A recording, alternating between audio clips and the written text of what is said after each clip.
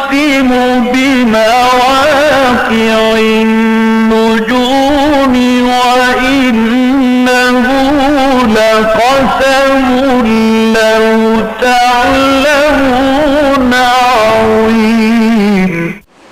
آج ہمیں سورہ آل عمران کا آخری یعنی 20واں رکوع پڑھنا ہے۔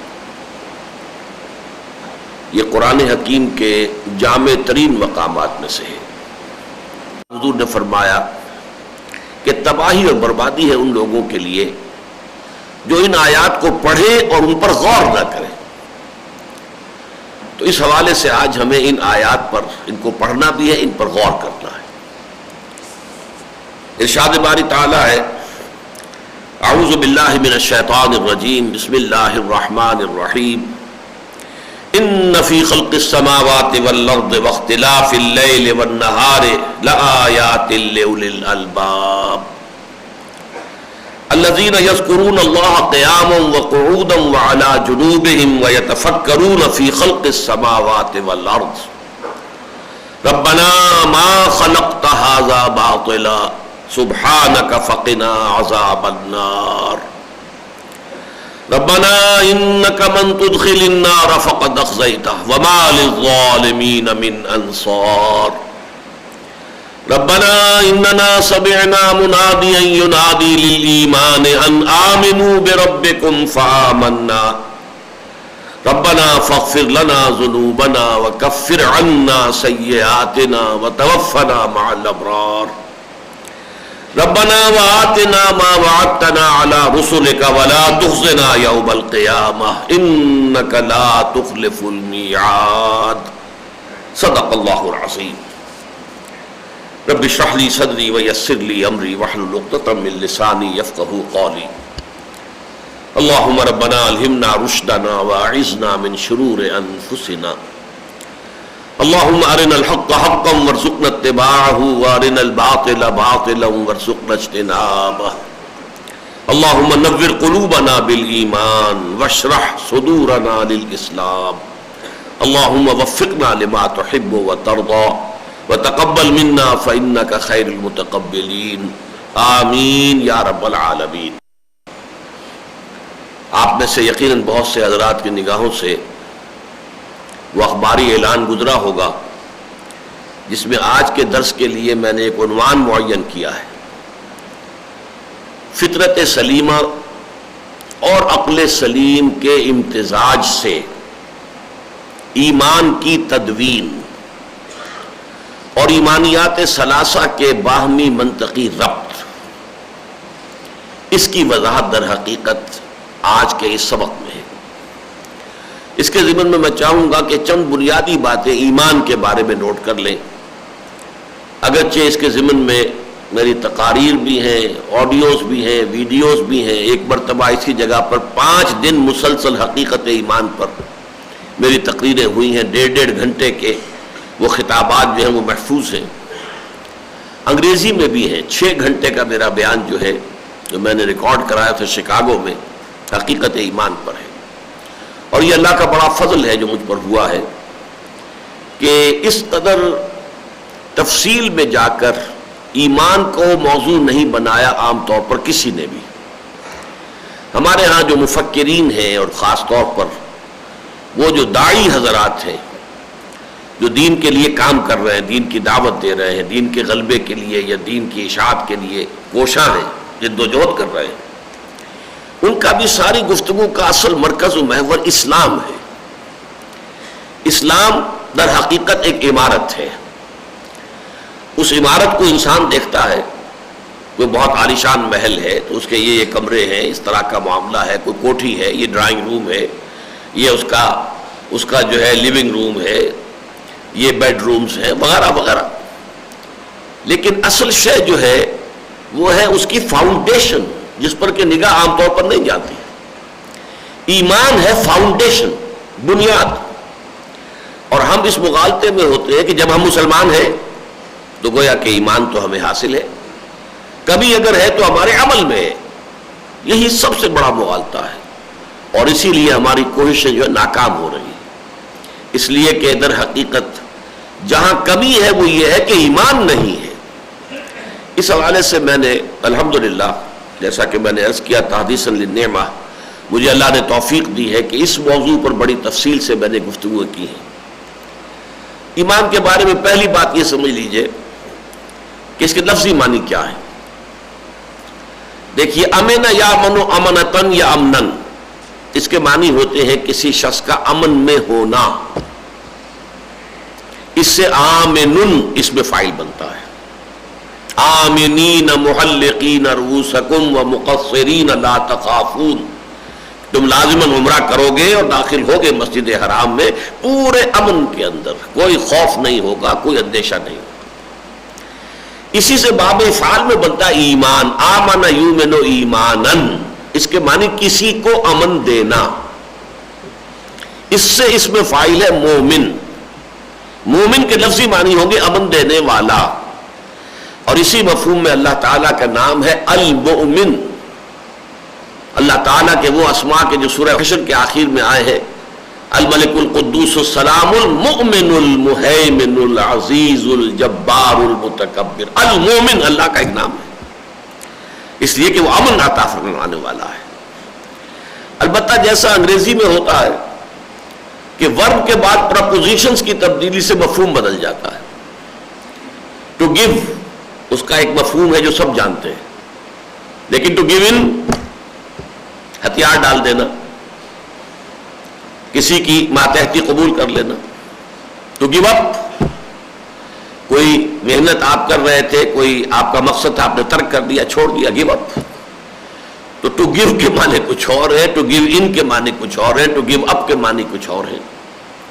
عربی میں اتنا زمین و آسمان کا فرق تو واقع نہیں ہوتا ہے، اس لیے کہ جو روٹ ہوتی ہے جس سے یہ الفاظ، جیسے ایک درخت کی جڑ ہے، اس سے تنا اور پھر شاخیں اور پھر پتے، لیکن ہر پتے کا تعلق جڑ کے ساتھ قائم رہے گا۔ اسی طرح عربی زبان میں تو روٹ جو ہے 3 لیٹرڈ روٹ، اس سے جو بھی لفظ نکلیں گے ان کا تعلق قائم رہے گا اس روٹ کے ساتھ، لیکن بہرحال مفہوم داخل اس کے اندر بدلتا ہے۔ تو ایمان کے ساتھ اگر لفظ با آ جائے، حرف با، آمنا بے، یا لام آ جائے آمنا لہو، اس کے معنی کسی کی تصدیق کرنا۔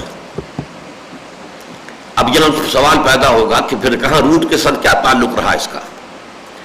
اگر روٹ کے معنی تھے کسی کو امن دینا، اور یہاں آ گیا آمنا بے آمنا لے کسی کی تصدیق کرنا، تو کیا تعلق ہے؟ تعلق ہے۔ دیکھیے کوئی شخص آ کر کوئی خبر آپ کو دیتا ہے، آپ نے تصدیق کی، امن ہے، آپ نے آپ نے اس کی تکذیب کی، نہیں جھوٹ کہہ رہے ہو، یہی سے فساد ہے، کنفلکٹ شروع ہو گیا، تردید کر دیا آپ۔ یا کسی شخص نے ایک دعویٰ کیا میں یہ ہوں، آپ نے قبول کر لیا تو گویا کہ امن دے دیا۔ آپ نے کہا نہیں جھوٹ بولتے ہو، تمہاری یہ حیثیت نہیں ہے، آپ کنٹیسٹ کرتے ہیں اسے، تو گویا کہ فساد۔ اور فساد اپنے لیول کے اعتبار سے زبانی کلامی بھی ہو سکتا ہے، تو اور یہ کہ بالفعل تصادم بھی ہو سکتا ہے۔ تو یہ لفظ کے معنی جو ہے اگر آپ نے سمجھ لیے تو ایمان کہتے ہیں اصل میں تصدیق و بما جاء بہ النبی صلی اللہ علیہ وسلم، ان تمام باتوں کی تصدیق کرنا جو لے کر آئے ہیں محمد الرسول اللہ صلی اللہ علیہ وسلم، یہ ایمان ہے۔ دس از دی ڈیفینیشن آف ایمان۔ عام طور پر اگر آپ کسی سے پوچھیں گے ایمان کسے کہتے ہیں، ایمان کے معنی کیا ہے، تو اول تو وہ ہکا بکا ہو جائے گا، کہے گا ایمان کے معنی کیا، ایمان کے معنی ایمان ہے، لیکن یہ کہ اس سے آگے بات جو ہے عام طور پر لوگوں کے علم میں نہیں ہے۔ تو میں نے لفظی بات بھی بتائی، امن یامن امنا وامنتن، امن میں ہونا، اس میں فاعل آمنن، آمن یؤمن ایمانا، کسی کو امن دینا، اس میں فاعل مؤمن، اور با اور لام کے اضافے سے تصدیق کرنا، آمن بہ آمن لہو، اس کی بات مان لی، اس کی تصدیق کی، اس کے دعوے کو مان لیا، یا اس کی دائی ہوئی خبر کی تصدیق کر دی۔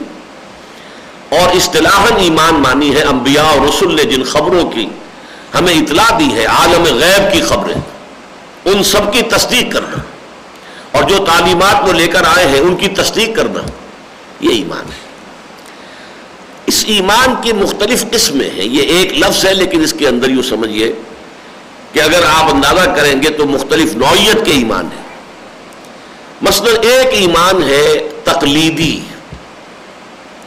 ہم مسلمان ہیں، ہمیں ایمان حاصل ہے کیوں کہ ہم مسلمان والدین کے ہاں پیدا ہوئے.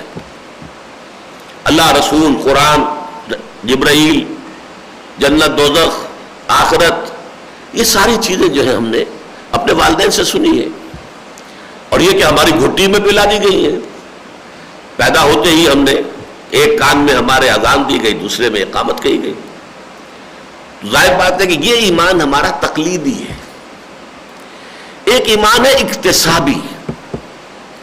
اکتسابی ایمان جو ہے خود حاصل کرے کوئی شخص ایمان، اس کی بھی کوئی شکل ہے یا نہیں. ایک شخص جو ہے ایسے ماحول میں پیدا ہوتا ہے جہاں کفر کا غلبہ ہے، وہ وہاں کیسے ایمان لائے گا؟ اس کا کوئی امکان ہے یا نہیں ہے؟ حضرت ابراہیم علیہ الصلوۃ والسلام کفر کے ماحول میں جہاں ہر طرح کا شرک تھا پیدا ہوئے. یعنی سیاسی شرک بھی تھا، بادشاہ جو ہے خدائی کا دعوے دار تھا، پھر بتوں کا شرک بھی تھا، بت پرستی بھی تھی، پھر ستارہ پرستی بھی تھی، ہر طرح کا شرک موجود. لیکن کیسے وہ ایمان تک انہوں نے رسائی حاصل کی؟ سورہ انعام میں اس کی بڑی تفصیل آئی ہے. یا چلیے آپ ان کے بارے میں تو کہیں گے وہ تو نبی تھے، اللہ نے ان کو ایمان دے دیا. لیکن حضرت سلمان فارسی وہ تو ایران میں پیدا ہوئے تھے.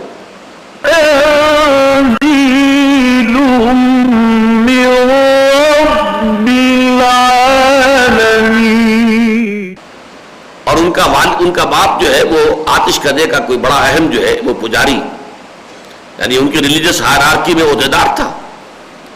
لیکن اس کے باوجود ان کے دل میں وحشت پیدا ہوئی. یہ کیا ہے؟ یہ آگ کو ہم خود جلاتے ہیں، اس میں لکڑی ڈالتے ہیں تو وہ جلتی ہے، پھر اسی کو ہم پوجتے ہیں، اسی سے دعائیں مانگتے ہیں. اب اس کی بنا پر گھر سے نکالے گئے، جیسے حضرت ابراہیم کو ان کے والد نے نکال دیا تھا، باپ نے انہیں بھی نکال دیا. جیسے حضرت ابراہیم نے عراق سے ہجرت کی تھی اور شام چلے گئے تھے، یہ اب ایران سے نکلے ہیں اور شام پہنچ گئے اور وہاں جا کر انہوں نے عیسائیت کا مذہب اختیار کیا. کیونکہ اس وقت اسلام عیسائیت ہی تھی. حضور کی آمد تک اور بعثت تک جو رسالت کا کس کا دور تھا؟ حضرت مسیح علیہ السلام کا. لہذا اس وقت کا اسلام جو ہے وہ عیسائیت تھی، نصرانیت تھی. اور انہوں نے، اور اس کے بعد بھی اگرچہ ان کے دل کو تسلی نہیں ہوئی، تشفی نہیں ہوئی، تو جب وہ راہب فوت ہو رہا تھا تو انہوں نے پوچھا کہ اب میں تمہارے بعد کہاں جاؤں گا؟ تو انہوں نے کہا آخری نبی کے ظہور کا وقت قریب ہے، تم ٹرائی یور لک، جاؤ جنوب کی طرف کھجوروں کی سرزمین میں آخری نبوت کا ظہور ہونے والا ہے، میرا علم مجھے یہ بتاتا ہے. بڑا عالم شخص تھا.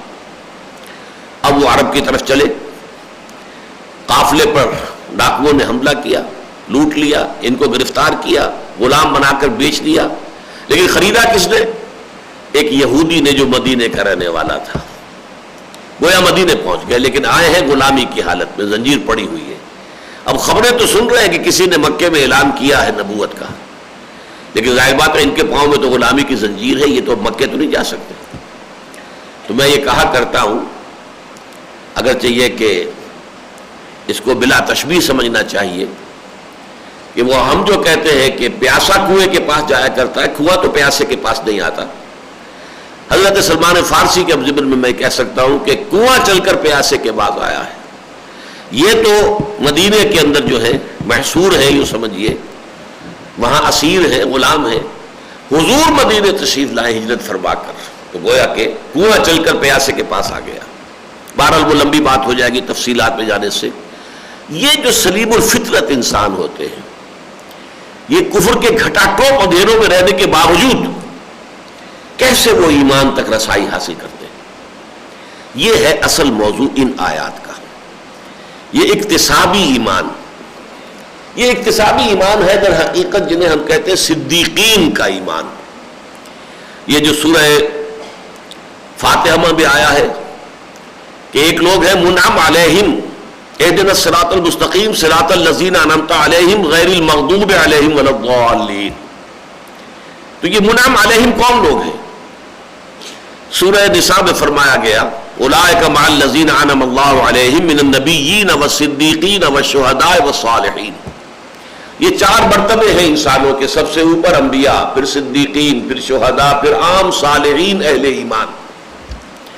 تو جو دوسرا درجہ ہے صدیقیت کا، اس کے ایمان کی تفصیل ہے جو ان آیات میں آ رہی ہے.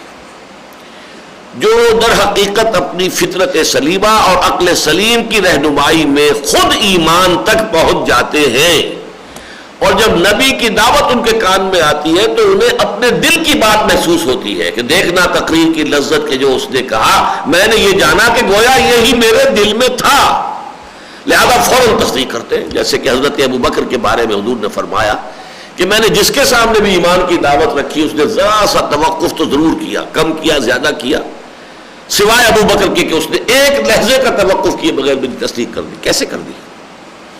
اس کا مطلب یہ کہ جس بات کی دعوت حضور دے رہے تھے وہاں تک خود حضرت ابو بکر بھی ذہناً عقلاً پہنچ چکے تھے، لہذا فوراً تصدیق کر دی۔ یہ ایمان جو صدیقین کا ایمان ہے، یہ ایمان جو اکتسابی ایمان ہے، اور یہ نوٹ کر لیجئے کہ اس مکے کے معاشرے میں صرف ابو بکر واحد مثال نہیں ہے۔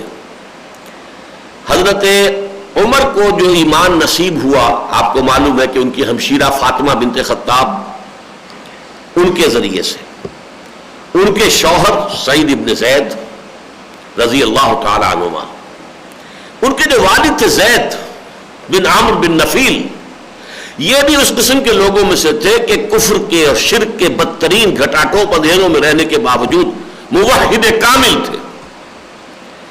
وہ تمام بت پرستی وغیرہ کو چھوڑ کر، اور وہ اللہ تعالیٰ سے دعا کیا کرتے تھے کعبے کے پردے پکڑ پکڑ کر کے، اللہ میں صرف تیری بندگی کرنا چاہتا ہوں لیکن پتہ نہیں کیسے کروں، یہ کیسے بندگی کروں یہ صرف نبی کے ذریعے سے معلوم ہوتا ہے۔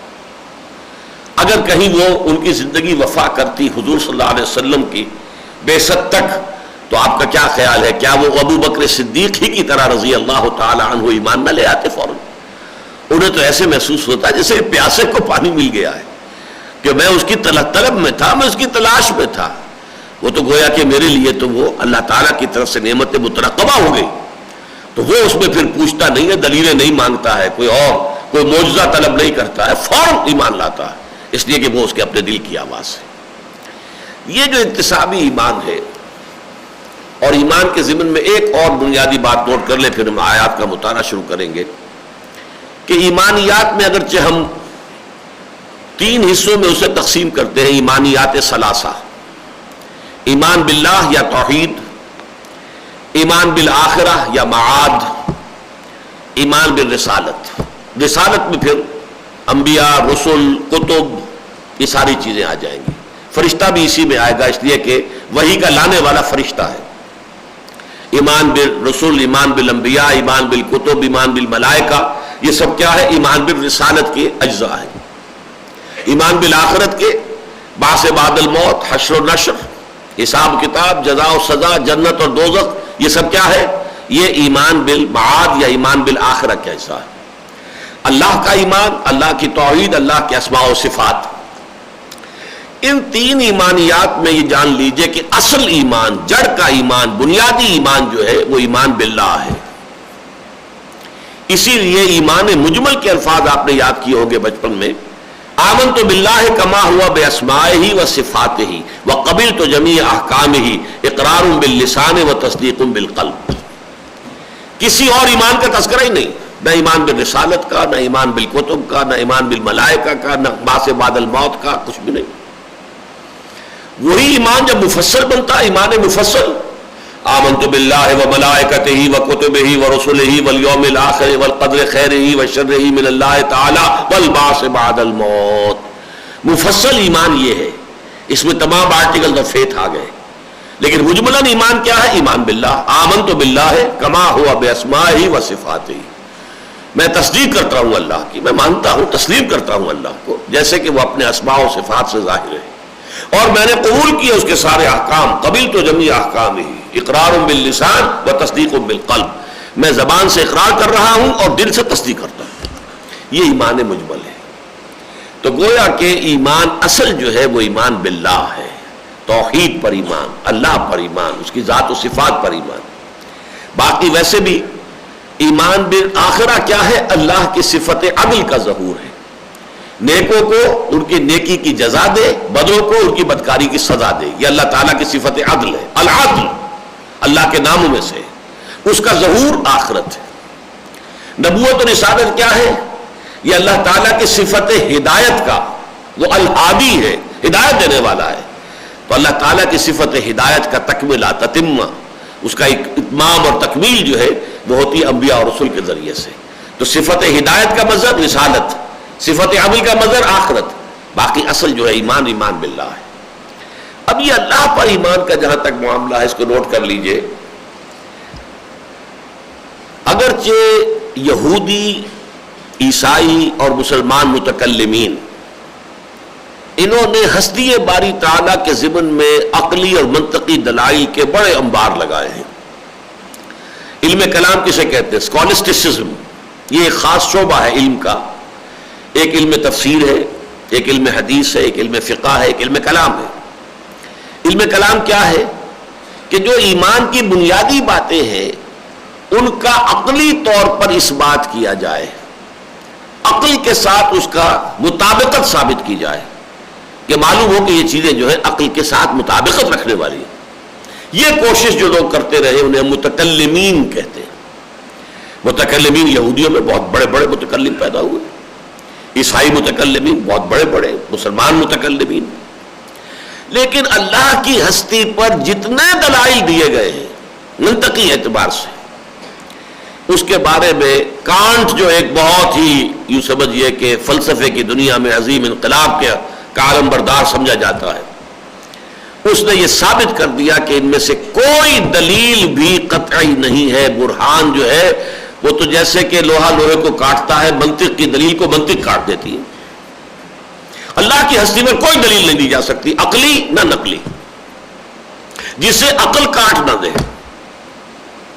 اب مثلا بہت بڑی دلیل ہے، صاحب کوئی شے بغیر کسی کے پیدا کیے پیدا تو نہیں ہو سکتی. یہ کائنات اگر ہے تو کوئی پیدا کرنے والا ہے. بظاہر تو بڑی موٹی دلیل ہے، بڑی یوں سمجھیے کہ وزنی ہے، لیکن پھر ایک جگہ آ کر یہ کٹ جاتی ہے جب کہتے ہیں کہ اللہ کو پیدا کرنے والا کوئی نہیں ہے. تو آپ کا اصول تو ختم ہو گیا. اگر تو یہی اصول ہے کہ کوئی شے بغیر کسی پیدا کرنے والے کے پیدا نہیں ہو سکتی، تو سوال یہ ہے کہ جس کو ماننے کی آپ دعوت دے رہے ہیں اللہ، اس کا پیدا کرنے والا کون ہے؟ اگر اس کا پیدا کرنے والا کوئی نہیں ہے تو آپ کی دلیل ختم ہو گئی. منطق کو کاٹ دیتی ہے. ان الحدید بالحدید یفلح. تو کانٹ نے ثابت کیا، اور علامہ اقبال نے جو ان کے یہ فیمس لیکچرز ہیں ان میں انہوں نے تسلیم کیا ہے کانٹ کی اس بات کو کہ جتنے بھی دلائل کونی، دلائل انی، دلائل لمی، جتنے دلائل تھے، the cosmological, the ontological, the teleological arguments for the existence of God, Kant نے سب کو پھوڑ کر رکھ کے دیا، ثابت کر دیا کوئی دلیل نہیں. اللہ کی ہستی پر ایمان در حقیقت انسان کی فطرت میں مضمر ایک شے ہے. اس فطرت کے اندر سے ابھرے گی تو وہ ایمان ہوگا. لیکن اگر کوئی اڑ جائے، ماننے کو تیار نہیں ہو، تو کوئی عقلی دلیل، منطقی دلیل، سائنٹیفک دلیل جو ہے موجود نہیں ہے جو ثابت کر سکے کہ اللہ کا وجود ہے.